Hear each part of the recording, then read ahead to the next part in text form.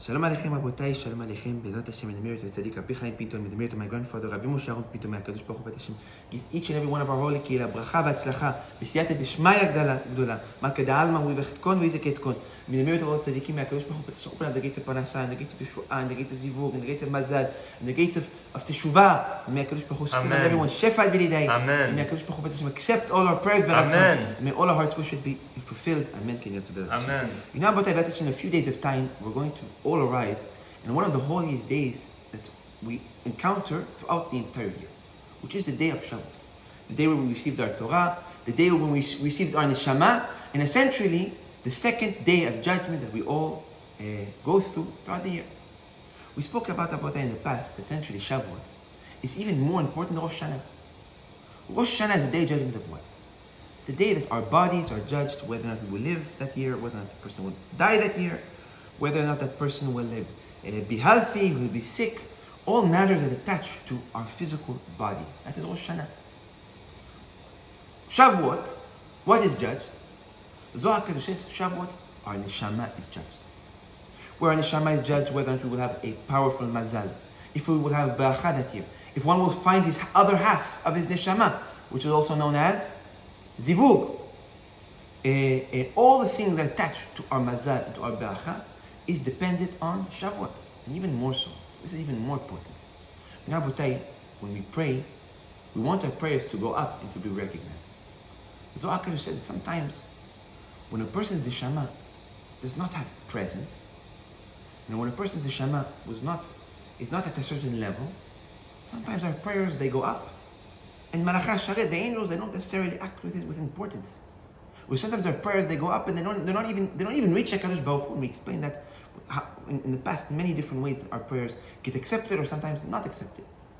Now, if we are judged on the day of Shavuot for beracha, for a mazal of presence, for a shefa, for strength, so throughout our entire year, every prayer that we do, the prayer comes up with the tag of our neshama. Suddenly now, they know exactly what prayer this is, and they treat it with respect. So really, Rabotai, the Shavuot is more important than what we can imagine. It's essentially when our neshama receives its presence, when we will be judged for how much beracha or mazal will have and how our year will go. Because at the end of the day, you can live, you can be healthy. But if you have no beracha, it's not going to be worth anything.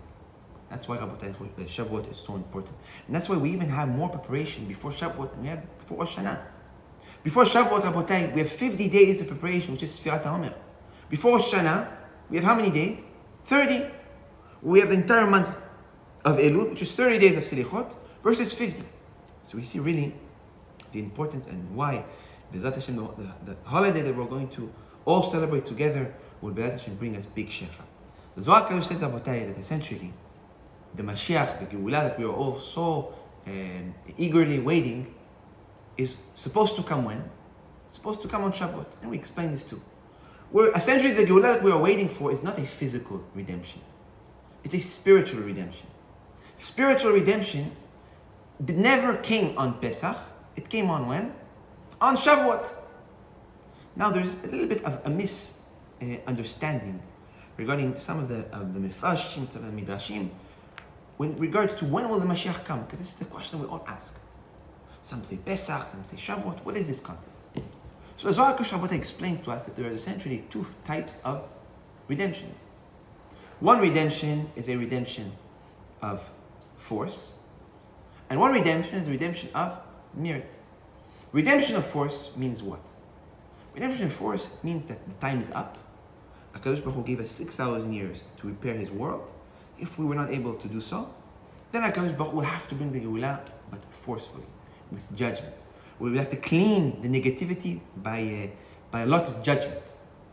The second type of redemption is a redemption of merit, where we get up, we come close to HaKadosh Baruch Hu, and in return, HaKadosh Baruch Hu pulls us out from the exile at an earlier period, where He can take us Bezrat Hashem in a few days. He can bring the Geulah Bezrat Hashem in a few days.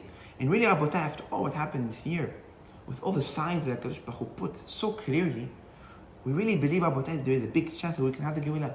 But not the Geulah the way we imagine, where some people, they have this imagination that the Geulah would be something which is I don't know what everyone imagines. Really, the Geulah is a spiritual Geulah. There is a lot of different effects that affect our physical life by having a spiritual Geulah. But the redemption is a spiritual redemption. So we really think about that. This Shavuot, we have a great chance of bringing the Geulah. So the real question is, Rabotai, what can we do? And the question that many of us have, of how can I bring the Geulah when really I am a simple person? We all look at ourselves, we all know the mitzvot that we do, we all know the sins that we do, we all know the space that we could have been better, and we all know the places where we were able to win our Yitzhak and we were able to succeed. But at the end of the day, we all see ourselves as what? As not people that are capable of bringing the Geulah. Or even the bigger question is, who is the one that the Geulah is dependent on? Who is the one that can truly move the needle and really bring the Geulah early and bring the Geulah by merit? Because nobody wants to wait another 220 years for the Geulah to come. We want it today, we want it now. So who is really the group of people that can get up, do something small, and bring the redemption? So now when we ask this question, a lot of times we all come to the conclusion of we're simple people, I'm a simple man, how can I do anything? How can I affect such a big world? The one that can only affect such a big world and bring the redemption is who? Is the big tzaddikim. When we say, the tzaddikim, in their merit the Mashiach will come. But you know what the Zohar Kadosh says? If we look throughout our generation, the last 3,000 years, there were big tzaddikim that were able to bring back people from the dead. There were big tzaddikim that were able to do nisim and niflaot. They all failed in bringing the Geulah. They were able to bring back people from the dead, but they were not able to bring the redemption. Why? Because the Zohar Kadosh says, the redemption is not dependent on the tzaddikim. The redemption cannot be brought by a few tzaddikim who get up and do good. So the question is really, who is the one that holds this, who holds the wheel of bringing the Geulah early or not? So Zohar Kadosh he says there's something beautiful about Rosh Hashanah that is directly implied to the day of judgment of our neshama, which is Rosh Shavuot. It says in Rosh Hashanah that Kadosh Baruch Hu makes a scale. This is Parasha Torah, where in this scale he puts all the mitzvot of Bnei Israel and all the averot of Bnei Israel. Now there is a concept of 3 different types of people. There is the tzaddikim, the ones who sit on the right. There is the reshaim, the ones who sit on the left. And then there is the benonim. What is the benonim? The people that are in the middle. All of us. Where we work hard to strengthen our emunah. We struggle sometimes with it. We struggle with keeping all the Torah and mitzvot. We fall sometimes, but we try. We have a little bit mitzvot, a little bit of averot. We have that balance. The Zohar Kadosh says that when he does this scale, if the mitzvot lean towards the right, and there are more mitzvot than averot, what happens? Hashem brings the Geulah that year. If it tilts to the left, and there are more sins than mitzvot, HaKadosh Baruch Hu destroys the world that year. And every single year there is this judgment. What does HaKadosh Baruch Hu do? He sees that the majority of the people, the big bulk of the scale, sits where? Sits either in the middle, or sits a little bit to the left, or a tiny bit closer to the right. So HaKadosh Baruch Hu needs to balance it out. Because we know that every single year the Geulah doesn't come when the world doesn't destroy it. It means that the scale was even. So what does Hashem do? Hashem calls Bnei Israel.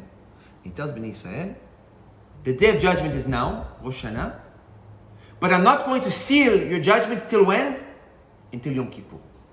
Where he gives a chance to all us regular people to get up and just to change a little bit to the right. And if we change a little bit to the right, we will be able to bring the Geulah. We will be able to bring the Mashiach. And that's that concept of being judged on Rosh Hashanah and being pushed till Yom Kippur. It's not for the tzaddikim to rethink all their mitzvot. It's not even for the reshaim to do teshuvah, because at the end of the day, reshaim, the people that want to be bad and don't want to change, will never change. The concept of delaying the sealing is in order to wake up those who are sitting in the middle, all of us, to cause us to either move to the right and save the world, and to balance it out, or move to the right and bring the Geulah. That the Geulah is dependent not on the tzaddikim, and definitely not on the reshaim, but the Geulah is dependent on all of us. Simple people, all of us benonim, all of us who sit in the middle of the scale.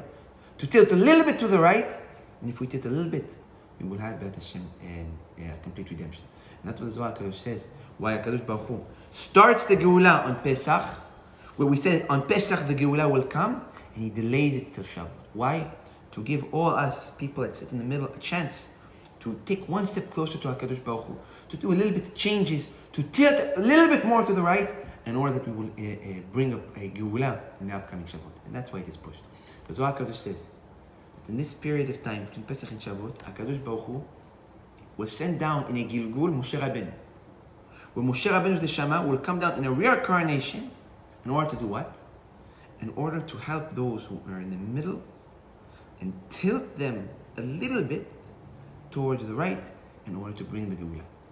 Where it says that Moshe Rabbeinu the Shama will come down one more time. The way I explained Rabotai is something like this.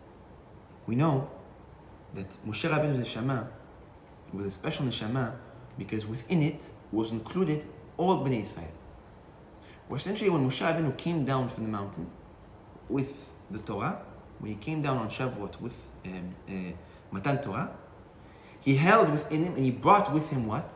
He brought with him all 600,000 neshamot. Because Bnei Yisrael didn't have Jewish neshamot. So when he came down, he brought within him all those 600,000 neshamot. It says that within Moshe Rabbeinu, there are all 600,000 neshamot. Why? Because he brought them down and gave them all to Bnei Yisrael. Maybe we can say that Moshe Rabbeinu's neshama comes down in a reincarnation, a time of Geulah. What does that mean? He comes down not as one person, one neshama, one Gilgul, but he comes down a little bit in each and every one of us. Where in this period of time between Shavuot and between Pesach to Shavuot, Moshe Rabbeinu's neshama, a spark as neshama, is within each and every one of us.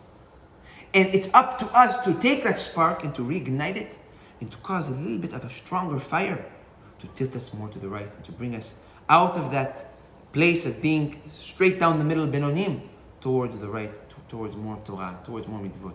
And if we do so, we will have B'ezrat Hashem a complete Geulah. So may HaKadosh Baruch Hu about B'ezrat Hashem give us good luck this Shavuot.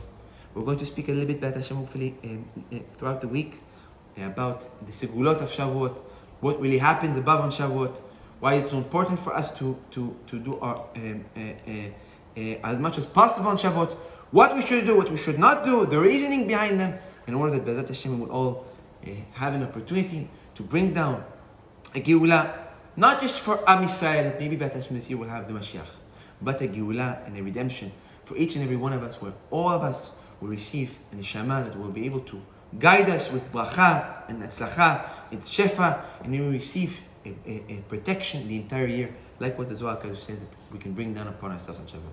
So may HaKadosh Baruch Hu give everyone big bracha v'atzlacha, b'siyata d'shmai gdola. May Hashem open up all the gates of Rakia, that all our prayers will be heard and all our hearts' wishes will be fulfilled. Amen.